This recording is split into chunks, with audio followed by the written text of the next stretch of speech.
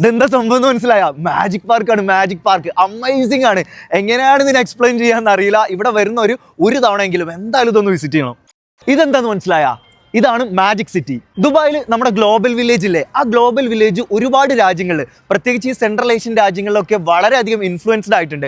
അതിൻ്റെ ഒരു പ്രതീതി സൃഷ്ടിക്കുന്ന ആ ഒരു മാതൃകയിലാണ് താഷ്കെൻഡിൽ ഈ ഒരു മാജിക് സിറ്റി ഉള്ളത്.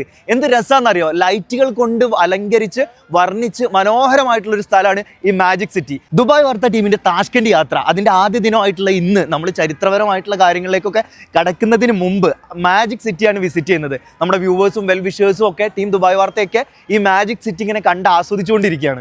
ഇപ്പൊ ഉസ്ബെക്കിസ്ഥാൻ തണുപ്പിലേക്ക് കടന്നുകൊണ്ടിരിക്കുകയാണ് കേട്ടോ. അപ്പൊ ഈ ഒരു തണുപ്പിൽ ഈ ഒരു സിറ്റി വിസിറ്റ് ചെയ്യുക, മാജിക് സിറ്റി വിസിറ്റ് ചെയ്യുക എന്ന് പറയുന്നത് വേറൊരു ഫീലാണ്. ശരിക്കും പറഞ്ഞിട്ടുണ്ടല്ലോ, ഇവിടെ വന്ന കാണാൻ ഒരുപാട് കാഴ്ചകളുണ്ട്. കാഴ്ചകൾ മാത്രമല്ല, ആവശ്യം പോലെ ഫുഡ് കഴിക്കാനുള്ള സെറ്റപ്പ് ഇവിടെ ഉണ്ട്. ഇതൊന്നുമില്ല, ഇത് നമ്മുടെ മറ്റേ പരിപാടി തന്നെ, മാജിക് സ്ലൈഡ്സ്. കുട്ടികളായിട്ട് വരിക, തെന്നിക്കുക, ഇറക്കി വിടുക.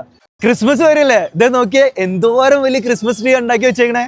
സംഗതി ഇതൊക്കെ പലരും പലയിടങ്ങളിൽ പല രൂപത്തിൽ കണ്ടിട്ടുണ്ടാവും, കാണാത്തവരുണ്ടാകും. എന്നാലും നമ്മളൊരു പുതിയ രാജ്യത്തേക്ക് പോയി അവിടുത്തെ കൾച്ചറിൽ നിന്ന് ഈ കാഴ്ചകളൊക്കെ എക്സ്പ്ലോർ ചെയ്യുന്ന സമയത്ത് അതൊരു പുതിയ ഫീൽ അല്ലേ?